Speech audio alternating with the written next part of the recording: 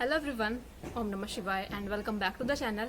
आई hope कि आप सभी ठीक होंगे और अपना भी ध्यान रख रहे होंगे और आप सभी की तैयारी भी एकदम अच्छे से चल रही होगी। तो आज था 20 अप्रैल और आज आरडब्ल्यूए पर मॉक टेस्ट आया था जो कि था यूपीएसआई का। तो आज का लेवल क्या रहा है, इस सब चीज़ों के बारे में बात करेंगे। लास्ट में देखेंगे कि क्या स्कोर रहा है। तो कहीं ना कहीं अगर मैं लेवल की बात करूँ क्वेश्चंस की, तो सबसे पहले तो देखो ये था कि मैथ थोड़ा सा डिफिकल्ट मुझे लगा और बाकी सारे पोर्शन ऐसे ही थे, इजी टू मॉडरेट थे। बाकी मैथ्स में मुझे कुछ क्वेश्चन लग रहे थे जिनमें ज़्यादा कैलकुलेशन थी, बहुत बड़ी बड़ी गुणा थी किसी क्वेश्चन के अंदर। जैसे एक अर्धगोले वाला क्वेश्चन था, अर्धगोले का संपूर्ण क्षेत्रफल निकालना था, शायद वो वाला क्वेश्चन था 3πr² वाला। तो उसमें था कि बड़ी बड़ी सी गुणा करनी थी। ऐसे एक दो क्वेश्चन थे जिनमें कैलकुलेशन ज़्यादा थी।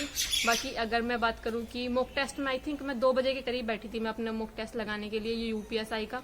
उससे पहले ही मेरे पास कमेंट आना शुरू हो गए थे कि दीदी आपका क्या स्कोर रहा है और आपने किया नहीं किया। तो मेरे पास पहले ही किसी का कमेंट आया था कि आज का जो मॉक टेस्ट है, मतलब मेरा बिल्कुल दिमाग खराब हो गया कि आज का मॉक टेस्ट डिफिकल्ट आया है। और उनके जिनका कमेंट आया था कि 255 बने, कुछ ऐसा नंबर कुछ था। तो इसलिए मेरा भी थोड़ा देख कर ही होगा कि कहीं ज़्यादा डिफिकल्ट तो नहीं आया, मैं कैसे करूँगी। तो थोड़ा सा पहले ही मैं अपना माइंड बना लिया था कि शायद डिफिकल्ट मॉक टेस्ट आया है। तो उसके बाद जब मॉक टेस्ट करने के लिए बैठी, पूरा कंप्लीट किया। उसके बाद वही देखो, एक जो होता है ना डायग्राम वाले क्वेश्चन ओपन ही नहीं होता। एक क्वेश्चन था डायग्राम वाला शायद, तो वो एक क्वेश्चन था और वो एक छूट ही रहता है क्योंकि वो ओपन ही नहीं होता क्वेश्चन। पहले चलो बात करते हैं कि क्वेश्चन क्या क्या गलत हुए हैं, कौन कौन से क्वेश्चन थे जो कुछ अजीब से थे, गलत भी हुए हैं। उसके बाद स्कोर वगैरह की बात करेंगे। परसेंटाइल मुझे लगता है कम है काफ़ी। जिस टाइम पर मैंने मॉक टेस्ट लगाया था उस टाइम तो कम ही थी परसेंटाइल मेरी। ज़्यादा क्वेश्चन डिस्कस नहीं करेंगे, थोड़े से ही कर लेते। सबसे पहले तो मैं आपको ये दिखाती हूँ। देखो, ये क्वेश्चन था कि आरेख में आंकड़ों का उपयोग करके नीचे दिए गए प्रश्न का उत्तर देना था। डायग्राम वाला क्वेश्चन था ये मैंने बिल्कुल जब मेरा मॉक टेस्ट सबमिट होने वाला था, मैंने दोबारा चेक किया ये कि क्या अब ये ओपन हो रहा है सही से। तब भी ओपन नहीं हुआ था। अगर आप टाइम देखोगे ऊपर 3:39 का टाइम हो रहा है। तो ये मैंने जिस टाइम लगाया था, क्योंकि उस टाइम बिल्कुल खत्म होने वाला था मेरा मॉक टेस्ट, तो ये सब चीज़ थी। ये देखो, ये ओपन ही नहीं हुआ था उस टाइम पर भी। तो कुछ क्वेश्चन तो, एक दो क्वेश्चन तो ऐसे आते ही हैं जो दिखाई नहीं देते, जो डायग्राम वाले होते हैं। उसके बाद चलो बात करते हैं एक जीके वाले क्वेश्चन। जीके वाले पार्ट में एक क्वेश्चन आया था कि स्पैम क्या होता है। तो ये क्वेश्चन मेरा गलत हुआ था क्योंकि मैंने इसमें 3rd भी लगा लिया था ऑप्शन। तो ये जीके वाले पार्ट का क्वेश्चन था। उसके बाद हिंदी में एक क्वेश्चन था कि वचन किसके लिए प्रयोग किए जाते हैं। मैंने देखो क्या लगाया, मैंने सर्वनाम लगा दिया था। तो ये क्वेश्चन भी मेरा गलत हुआ है, संज्ञा आना चाहिए था यहाँ पर। कुछ क्वेश्चन थे ऐसे जो कहीं ना कहीं प्रैक्टिस की कमी, रिवीजन की कमी, इन सब कमी की वजह से हिंदी में गलत हुए हैं। तो ये भी था एक क्वेश्चन। एक क्वेश्चन हिंदी के अंदर ही था कि किस समास का समस्त पद वाक्य में क्रिया विशेषण का काम करता है। अगर आप भी देखते तो आपको भी 2 ही लगेंगे, या तो अवयवी भाव समास होगा या बहुब्रीहि होगा। लेकिन अवयवी भाव में ना एक चीज ज्यादा कॉमन होती है कि इसमें उपसर्ग का ज्यादा ध्यान रखा जाता है, कि इसमें उपसर्ग रहता है इस समास में। तो मुझे बहुब्रीहि लग रहा था क्योंकि बहुब्रीहि में ही एक ऐसा शब्द बनता है जैसे कि किसी भी चीज, जैसे आप रावण को बोल रहे हो कि 10 सिरों वाला, तो ऐसे करके एक सेंटेंस बनता पूरा। तो मुझे लगा कि शायद यही चला जाएगा क्योंकि एक बड़ा सा सेंटेंस बनेगा। तो बस ये क्वेश्चन भी इस तरह से गलत हुआ। अब इन्होंने अवयवी भाव समास बताया। तो ये क्वेश्चन हिंदी के अंदर ना कुछ ऐसे ही थे जो इलॉजिकल से क्वेश्चन थे। मतलब कैसे करके क्या बना रखा है इन्होंने, कहाँ से, कभी पढ़ा भी नहीं होगा आपने इस टाइप का क्वेश्चन इन्होंने हिंदी में ये बना रखा है। उसके बाद एक क्वेश्चन था हिंदी के अंदर कि वर्तनी की दृष्टि से दिए गए विकल्पों में से अशुद्ध शब्द छांटना था। मैंने इसमें लगा दिया था उपयुक्त, क्योंकि मुझे लग रहा था कि उपयुक्त कोई शब्द नहीं होता, मुझे लग रहा था उपयुक्त शब्द होता है। तो इन्होंने जो ये उपयुक्त बना रखा है, इसका ये गलत है, ये उपयुक्त बनेगा। मैंने इसलिए ये सोचकर, ये लॉजिक लगाकर ये क्वेश्चन किया था। गलत हो गया मेरा ये क्वेश्चन हिंदी का। ऐसे ऐसे क्वेश्चन गलत हुए हैं। और हिंदी के अंदर ना एक क्वेश्चन था कि क्रिया के जिस रूप में वर्तमान में क्रिया होने का संदेह होता है उसे कहते हैं, मैंने लगाया था सामान्य वर्तमान काल। अगर आप देख रहे हो ना, जहाँ संदेह लिख रहा है मैंने इसको संकेत पढ़ लिया। मतलब ऐसी ऐसी गलतियां होती है ना कभी कभी जल्दबाजी में। मुझे रहता है कि बस हिंदी का पार्ट मुझे 8 से 8-9 मिनट में कंप्लीट करना है, उस वजह से बस एकदम ध्यान दिया नहीं। जस्ट पता नहीं क्या ही चीजें हो रही है। कुछ बहुत क्वेश्चन मेरे आज ऐसे गलत हुए हैं जिसमें ढंग से नहीं पढ़ा क्वेश्चन। तो मैंने यहाँ देखा कि क्रिया के जिस रूप में वर्तमान में क्रिया होने का मैंने पढ़ लिया, इसको संकेत हो उसे कहते हैं वर्तमान, सामान्य वर्तमान काल। यहाँ पर लिखा था संदेह हो। इसको तो कोई भी क्वेश्चन इस क्वेश्चन को गलत नहीं करेगा, लेकिन मैंने गलत पढ़ लिया पूरा क्वेश्चन। इतना आसान सा क्वेश्चन, 2.5 नंबर तो गया सही।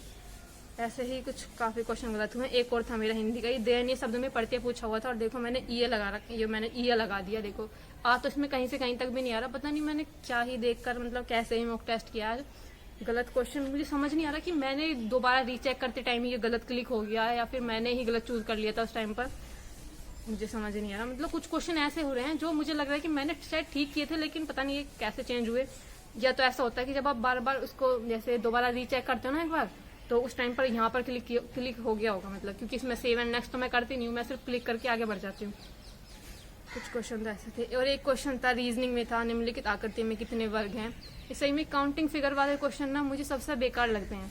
एक बार को नॉर्मल कोई क्वेश्चन हो रीजनिंग का, उसको सोल्व करना, आप कोई लॉजिक लगा के कोई रीजनिंग लगा के उसका आंसर ले आओगे, लेकिन जिसमें ये आकृति में वर्ग गिनना होता है ना, ये क्वेश्चन में गलत होने की पॉसिबिलिटीज रहती ही है। मैंने 2 बार गिना, मेरे तो फिर भी 16 आ रहा था, पता नहीं इन्होंने 18 लेकर आए हैं ये। तो देखो ये मेरा क्वेश्चन गलत हुआ था वर्ग गिनने वाला। मेरे बहुत ही कम क्वेश्चन ठीक होते हैं जिसमें वर्ग गिनना होता है। तो ये था। और एक जी के जीएस के अंदर क्वेश्चन था कि पारिस्थितिक तंत्र में जैव भार का उल्टा पिरामिड होता है, किसका होता है।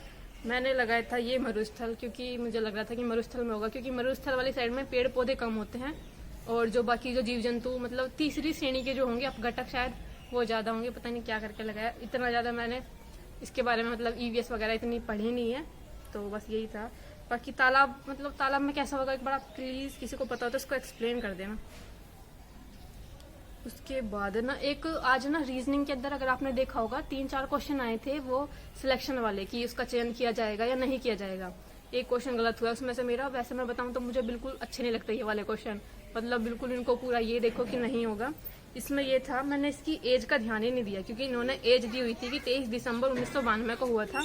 मैंने ये चीज़ ध्यान ही नहीं दी और मैंने यहाँ पर तुरंत लगा दिया कि जानकारी अपर्याप्त है, क्योंकि इसमें जो था ना, इसमें जो पहली जो शर्त थी ना, इंजीनियरिंग होना चाहिए, एमसी होना चाहिए, इतने प्रतिशत से, शायद 65% था।